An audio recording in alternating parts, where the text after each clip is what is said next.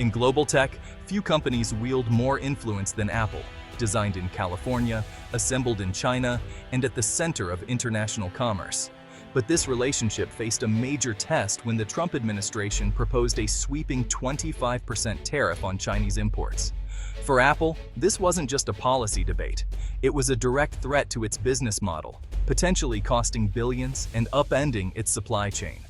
Suddenly, Apple's CEO Tim Cook was thrust into a high-stakes battle, forced to defend the company's interests against a rising tide of economic nationalism. Could Apple, so deeply tied to Chinese manufacturing, survive a policy meant to punish that very connection? The world watched as Apple navigated a political and financial minefield, with the future of global tech hanging in the balance.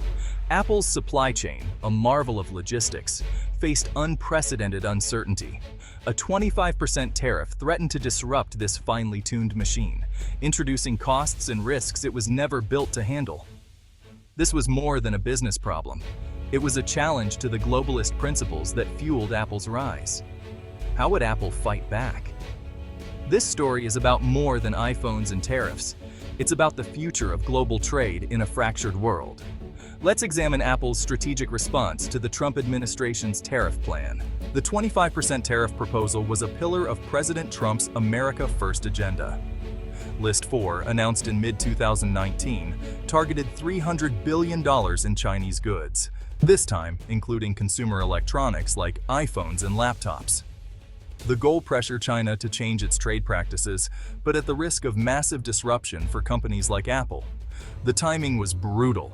Apple's annual product cycle was thrown into chaos, with new iPhone launches under threat. Nearly all Apple devices, iPhones, iPads, Macs, AirPods, were exposed as final assembly happens in China. The tariff would hit the factory cost of each device, creating a huge new expense.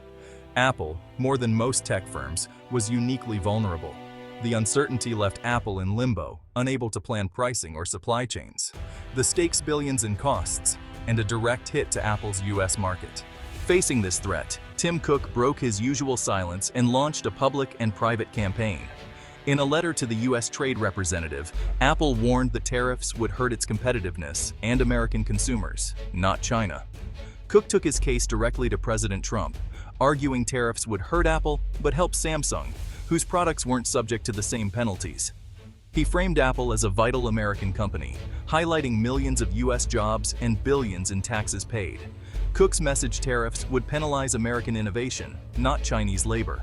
He stressed that while Apple's products are assembled in China, much of their value, design, software, marketing, comes from the US.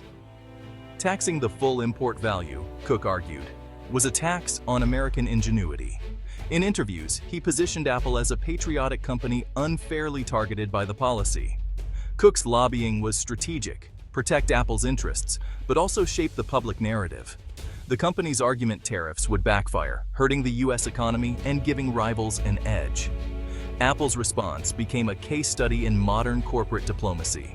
The battle lines were drawn, not just over profits, but over the future of American tech leadership. Apple's supply chain is a global web. Components from the US, Japan, Korea, and Taiwan, but final assembly in China. The 25% tariff targeted the point of assembly, threatening to upend this delicate system. Moving production out of China isn't easy. It takes years to build new factories, train workers, and replicate China's scale. China's workforce has decades of experience in high-volume electronics, an advantage hard to match elsewhere. Apple has started diversifying to India and Vietnam, but these sites can't yet handle the volume of a major iPhone launch. The tariffs left Apple with bad options: absorb the cost, pass it to consumers, or attempt a rapid, costly supply chain shift. None were feasible in the short term, leaving Apple exposed to political risk. The episode revealed a core vulnerability: Apple's heavy reliance on China for assembly. The trade war forced Apple to confront the limits of globalization. The tariff fight was fueled by America's massive trade deficit with China, $419 billion in 2018 alone. The Trump administration blamed Chinese policies and aimed to shrink the deficit by making Chinese goods more expensive. But critics argued this was simplistic. There are no easy substitutes for products like the iPhone. and shifting supply chains is slow and costly. Each iPhone imported from China adds to the US deficit, but most of its value comes from global components and American design. Only a small fraction is actually added in China. The traditional made-in label doesn't reflect the real distribution of value in global supply chains. Apple argued tariffs were a tax on its own innovation, not on China. This statistical nuance was central to Cook's case. The policy would hurt American companies and workers. The debate exposed the complexity of measuring trade in a globalized world. For Apple, the tariffs were a blunt instrument in a world of intricate connections. A 25% tariff would instantly raise Apple's production costs by $100 to $150 per iPhone. With tens of millions sold annually, the hit could reach billions. Apple faced tough choices: absorb the cost and hurt profits, or raise prices and risk losing customers. Absorbing the cost would slash earnings and threaten R&D investment, Apple's engine for future innovation. Passing costs to consumers could push iPhone prices over $1,100, deterring buyers and boosting rivals like Samsung. Most likely, Apple would split the difference, absorbing some costs, raising prices modestly, but still risking lower sales. Even small price hikes could dampen demand, especially among price-sensitive buyers. The uncertainty also clouded future product development. Would Apple be forced to cut corners to keep prices down? The tariffs threatened not just profits, but Apple's reputation for premium quality. The company's entire business model was at risk. Ultimately, tariffs are paid by consumers. For Apple, a 25% tariff meant higher prices for iPhones, iPads, and Macs, making essential tech less accessible for millions of Americans. The impact would ripple through the app economy, shrinking the market for developers and slowing innovation. Tariffs would also drive up prices across the electronics sector, reducing consumer purchasing power. Higher tech costs could force families to cut back elsewhere, slowing overall economic growth. The policy, meant to help the US economy, risked triggering a consumer slowdown. Tim Cook's campaign made this clear. Tariffs would not be paid by China, but by American families and businesses. The debate became a question of who really pays for a trade war. Apple's fight was about more than profits. It was about protecting American consumers and the broader tech ecosystem. The lesson: tariffs are a tax, and the bill lands at home. The Apple tariff saga exposed a deeper conflict: globalization versus economic nationalism.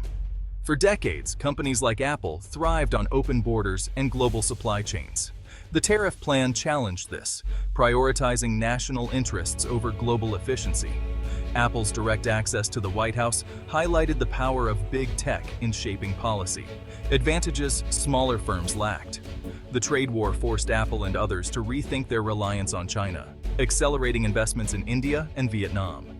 The result: a shift toward more distributed but less efficient manufacturing. The episode showed how a single policy decision in Washington could ripple across the globe, affecting workers, consumers, and industries everywhere.